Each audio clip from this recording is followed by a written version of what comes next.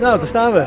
Ja, ontvangst van het prachtige boek wat we ze kregen hadden. Ja, het hiet ook mooi was dat het maar een klofte meisken. Een heel soort volk uit beide dorpen, maar Jan, het is even net hoor. Het is jammer dat het zo sober is, want het zou mooi zijn geweest met iedereen erbij. Hè? Ja, maar het plak is wel mooi. Het plak is prachtig. Precies op de grens, hè? Precies op de grens en de twee gemeinden. Dus ja, prachtig. Nee, geweldig. Ja. Ik mocht een lied voorproek hebben, het is een geweldig schreun. Het is een heel mooi boek. Hoe de historie, hoe het nou is, echt super joh. Ja, maar die twee dorpen die hebben natuurlijk toch wel een band met elkaar. Want als je kijkt, de doodherdenking is in Boelenslaan, daar is Houtinghagen bij. De sportvoorzieningen, waar Boelenslaan weer een Houtinghagen gebruik van maakt. Ja. Dus die vermenging is goed. Het is wel voor de leefbaarheid belangrijk hè, dat dat blijft. Ja, zeker, het is haast een twallingdorp. En dan was ik echt ziekje om de grens. Is in historie altijd zo west. Ja, ja. En dat ik zo'n dorp als Serhuster, Finster, Heide. Ja, dat letter Boelenslaan wordt. En bij je maakt hetzelfde. Ja. Krijgt letter en namen. Ja. Ja, dat is prachtig beschreven in dit boek. En er staat nog veel meer in, ook de historie met welke grote politici hier geweest zijn. Wij staan hier nu, dat is natuurlijk wel heel mooi, maar er waren er nog een aantal in het verleden. Dat staat hier allemaal in geschreven. Ja, dat is prachtig. Dus, nee, dat is heel mooi. Ja. Ja. Dus ik ben er heel blij mee en samenwerking tussen onze twee gemeenten gaat in ieder geval heel goed. Ja, zeker. Arne Wieka en ik al, mijn glasje wien bij. We lezen het boek even en dan zullen we dit boek ook even evalueren en dan komen ze bij mij. Geef het er weer even aan. Dat is een goed idee. Goed, dank u wel. Nou, hier staan we dan. We hebben de redelijk sobere oorhandiging van het boek. Twee dorpen op een heide onder beide burgemeesters. Van dit hele verhaal wordt uiteindelijk een film maken. Maar terug de coronaperikelen rent dat al je ruit, vertraagt het en hekken dat dan een soort kanten. Maar er is even een lietse preview maken zodat je hem zien kan wat is takken hier te wachten staat voor de totale film.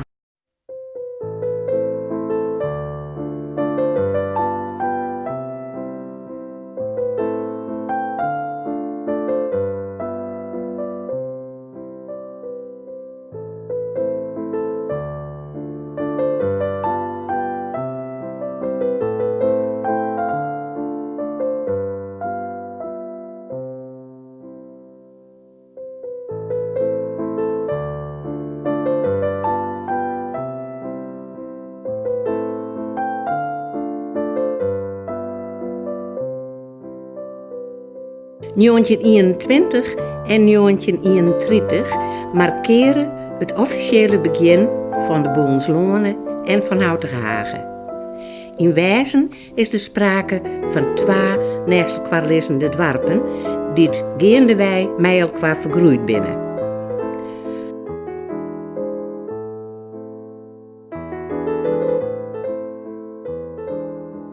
Op een heide tussen Serhusterveen en Houtinghagen stieren ontjel wij de 19e eeuw haast geen stienenhuizen.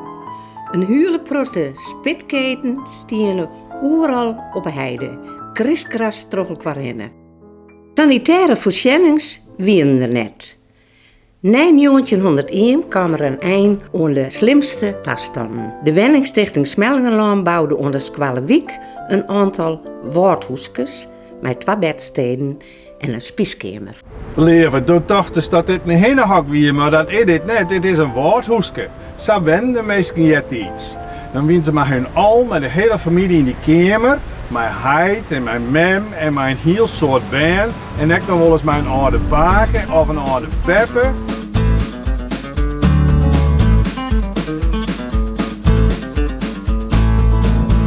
Ik ben Flauke Brunning. En mijn heide heet Elke Brunning. En mijn naam is Sjoerdje Tabak Brunning. Uit Brunning Tabak.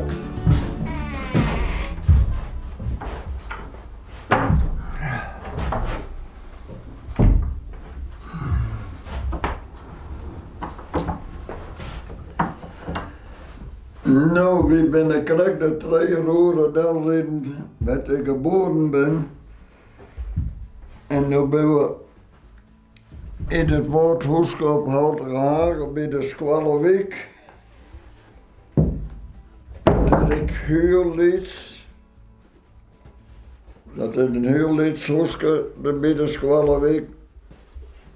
Maar ik wil even vertellen hoe we aan de 2 roeren wennen gaan.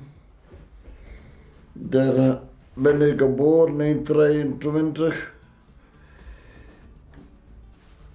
En toen waren er al 4 bandjes, dus ik weer de 6e. En ze kwam er nog een stuk wat en in 29 toen weer de laatste er. En dat weer us fokken en toen weer er 9 bandjes. Nou wie heen toen is men. En die kon praten en die kon schreeuwen en lezen. Maar dus hij kon net lezen, maar dus mijn lezen hem, daar heb ik maar krant voor. En toen ik van school weer door. Zij zei, toen kan ik wel een beetje lezen, maar dat was net goed, want ik moest alles nog leren. Dat kan ik me nou aardig goed redden, maar doet ik van school ook, komt de koek uit niks. Maar ja, ik ben hier net ontwikkeld en ik schaam me altijd dat een oor me vrij is hoor. Dus ik ben eigenlijk nooit wat geworden en dat hoeft nou ik niet meer.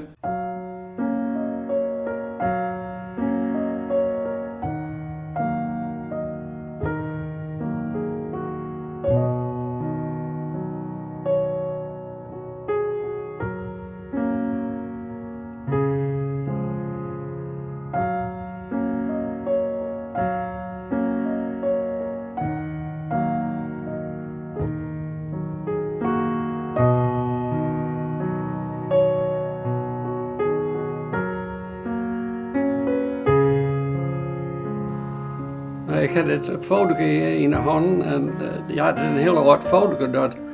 Het is eigenlijk haast ik het meer te zien en het is zo blik. Ik denk een centimeter of 4 of een centimeter of 8. Maar daar staat mijn mem op en daar staat mijn Johannes op en uw Dirk. Dit is het fotootje wat ik hem straks thuis zien laten heb. En dit is ongeveer van 1950. Maar ik ben hier op de rechterkant ben ik in 1944 ben ik hier geboren. Dat ik scharrelde dan het vroegere klatsenfabriek daar, wat inmiddels fietsenfabriek en autopadfabriek weer.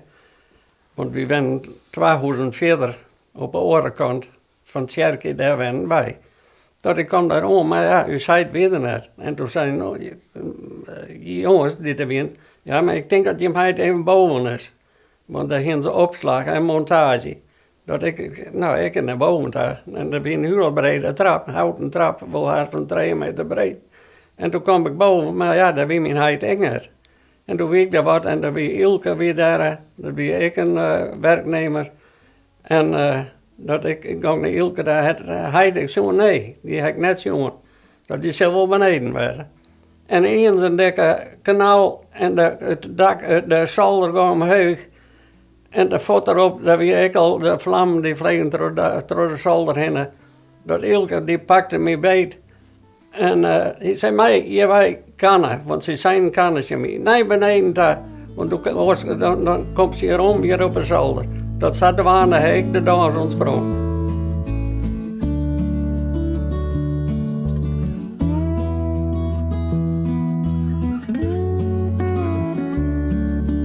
Ik ben Barel de Boer, geboren en getogen in Houten-Hagen. Na mijn 22e ben ik hier op Lonen dus te Lonen gekomen. En onder andere bij de fietsenfabriek van der Sluis. We hebben hier in Boelenslonen 2 fietsenfabrieken. Die ene weer Michiel en Jan van der Sluis, MJ. En de andere weer Pieter Lammet en Michiel de Panter. Ik heb een oude foto voor me van de fabriek ongeveer 1950. Ik ben begonnen in 1964 als boekhouder. Na de tijd ben ik als inkoper, verkoper verder gegaan. En in die tijd dat ik gekomen ben, is er al heel wat verloren.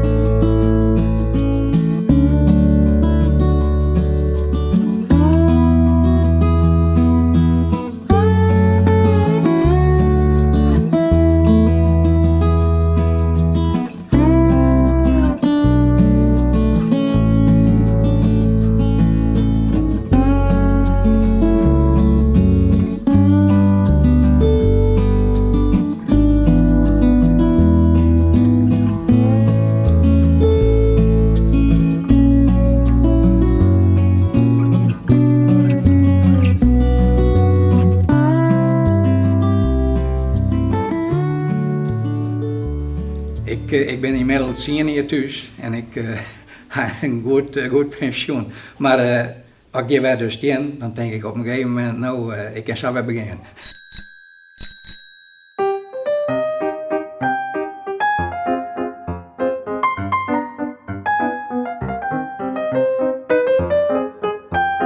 Ik ben Witske de Boer, en geboren de Boer, en ik ben de dochter van Barel de Boer en van Cornelia van der Wiek. En ik ben geboren op Boelensleene, dus voor de kruising werd Boerema een zaak gehad. We gingen naar het kerken, Noord-Juriël, evangelisatie van dominee Visser. En die had de arme Friese heide, die had er hulp mij van alles. Mensen die het eigenlijk niks zien. Dan gingen er mij de kroren, wat oorweer van het kerkenmeisje die het niet meer broeken hoorden. Gingen er mij de kroren naar de hoeskes daar. Die mensen die het heel slim, moeilijk heen. En dan deelden er dan om wat er daar kwijt kwam.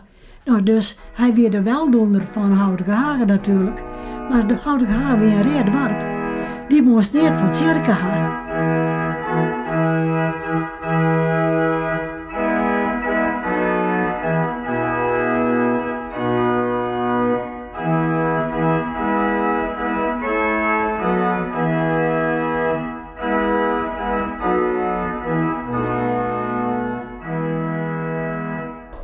Oh mijn God, dit valt dus net licht. Het had u zeer dien, de deur op slot van uw gashuis, dat uw band dood binnen, dat we zo graag komen mochten. Noord-Jeriwel is jaren, ja, meer dan 100 jaar van betekenis geweest voor Houtige Hagen. Jammer genoeg is er niet meer elke week dienst. Sinds april vorig jaar, eerste Pasdag, vorig jaar hebben we hier de laatste officiële kerkdienst gehad. En wees niet bang voor de onzekerheid van morgen. God omgeeft je steeds. We zijn hier in het eerste evangelisatiegebouw van Noord-Jeriwel. Dit was vroeger de wenkamer, met de vergaderruimte. En achter me, daar zie je de voorgangers vanaf het begin, Jochentje Fjouwer, tot en met het laatste nota. En in het midden, hier boven mij, daar hing de stichter, dominee Johannes Anthony Visser. De kapel had hij stichten in Jochentje Fjouwer. Daarna had er een protte maatschappelijk werk op poten zetten. De meesten kregen eten, snert, de klompenmakkerijen, de sekjesplakkerijen en ik een hele protte orendingen.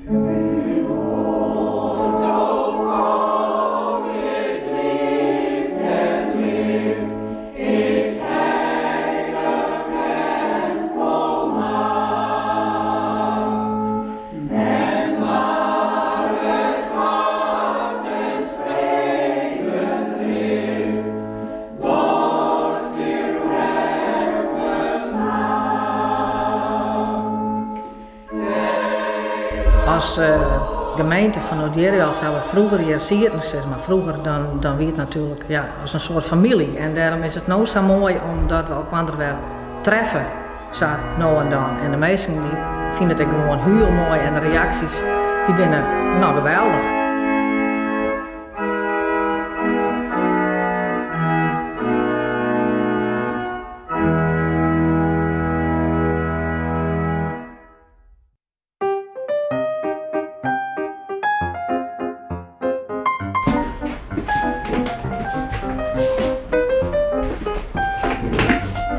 Ik ben Tinus Jongsma, officieel Martinus Jongsma.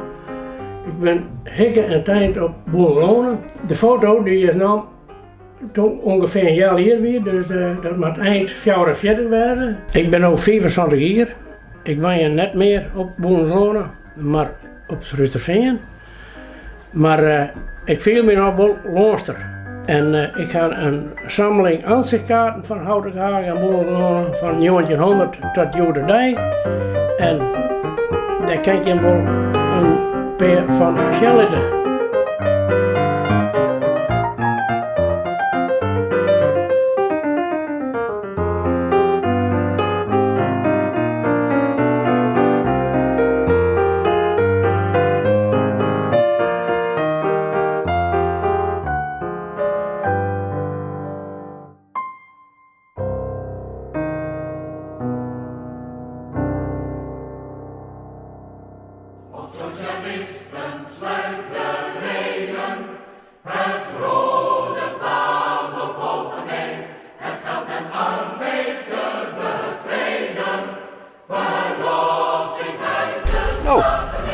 zijn nou die beroemde stenen die het volksgebouw hebben.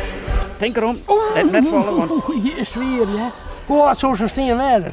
Nou, deze is van 1893. Toen had het volksgebouw hier beneden. Ik had die stenen van, of die zeg ik, bij ons heiden die in het achterhuis. Daar staat een stiel op. En dit was dan het fundament, zeg maar, waar die stiel op stier.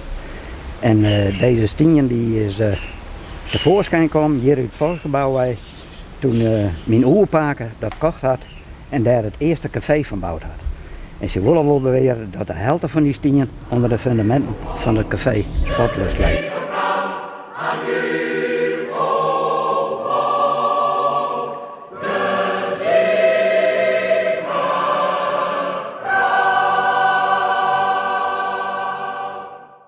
In het midden van de krant staat een portret van Dirk Gilles Pelterom. Dirk Pelterom was eigenlijk in de 30 jaren de man van de molen. Hij was een van de oprichters, mijn meente van de molen en Sieve Boomsma van het volksgebouw. Dat kostte ongeveer 3000 gulden. Dat zei onnemer Barel Dalstra die het gebouwd had en die centen die weenden net. Toen zei Dirk, wie zwaar je dat het er komt? Ze had lotten meidje laten, 3000 lotten en die hadden uitzuddelen. Op een fiets, had Dirk zelf ik mee. En ze gingen naar Rondermerken en Leekstermerken en overal gaan en die ontkammer. En in het eind van 1933 is Dalstra begonnen te bouwen en 2 maanden later, na 4 kriesdagen, is het gebouw hier.